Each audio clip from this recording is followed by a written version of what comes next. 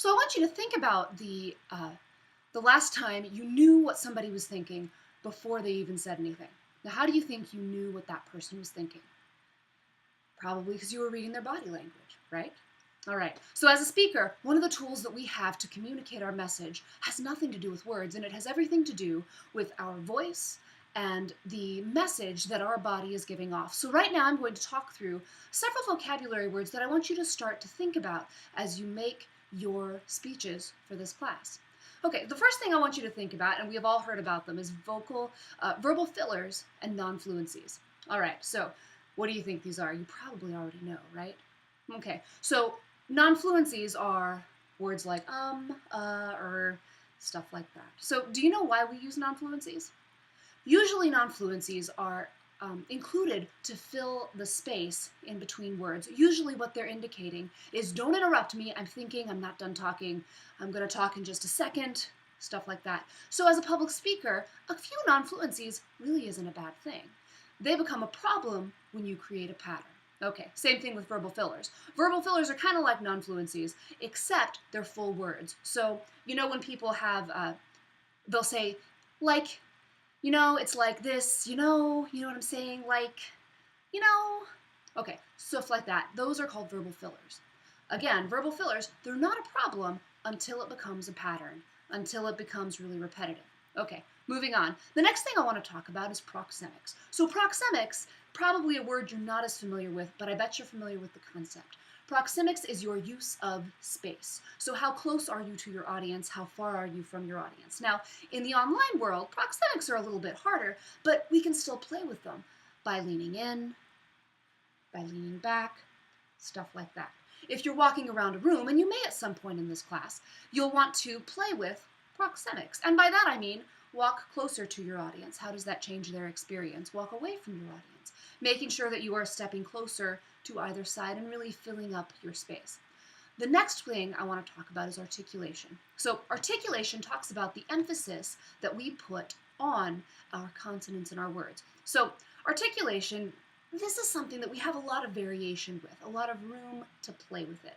And we can ramp it up or take it down intentionally based on our situation or based on the effect that we want to have. So if I want to sound very proper, or if I want my voice to carry a long way over a long distance, I might want to articulate very clearly.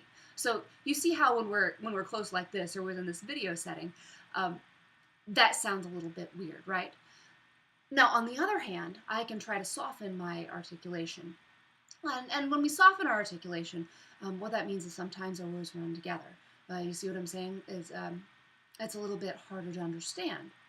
Now, I'm not really good at isolating my articulation with my volume, so you'll notice that my volume dropped down a little bit when I tried that.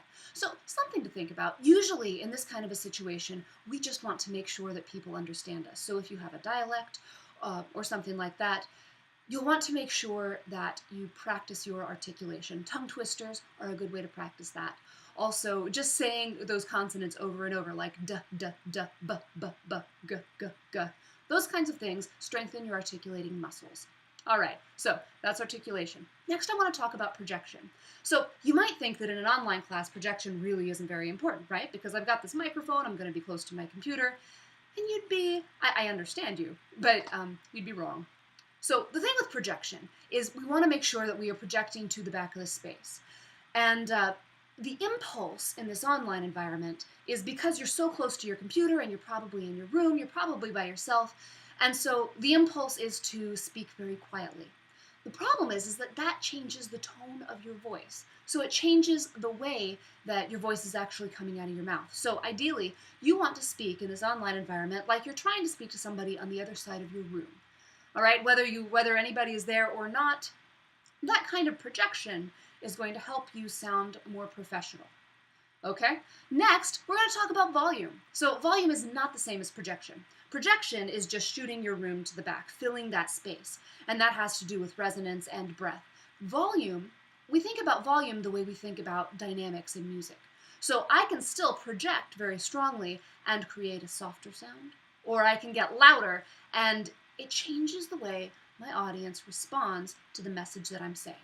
All right, so with volume, one of the things that we want to do is notice that when I make a change, it makes my audience pay attention. All right, that's volume. Next, we're going to talk about gestures. You've probably noticed that I'm using some hand gestures right now. Even though we are in the online environment, hand gestures communicate a lot. And usually what hand gestures communicate is the emotive quality that goes along with the words that you're saying. So we use our hand gestures for emphasis, we use them to include enthusiasm, stuff like that. What I would like to see you do in this class is make sure that you frame yourself so that you can include hand gestures in your presentations. And finally, we want to think about eye contact. Eye contact is incredibly important. It's one of the hardest things to do, especially in the online environment, but without eye contact, it does not feel like you are talking to us. For the online environment, it's even harder. What it means is that you have to stare at the camera 95% of the time. In an in-person environment, especially when you have a number of people in your audience, that makes it, believe it or not, a little bit easier because you're able to distribute your eye contact between several different people. All right, so these are the words that we've gone over so far. We'll add more as we continue in this class, but I've talked about non-fluencies and verbal fillers. I've talked about proxemics. I've talked about articulation. I've talked about projection and volume, gestures, and eye contact. What I want to know from you is what delivery skill is your strongest? And what delivery skill do you think is your weakest? All right, this has been a pleasure talking to you, and I'm looking forward to working with you this month. Bye.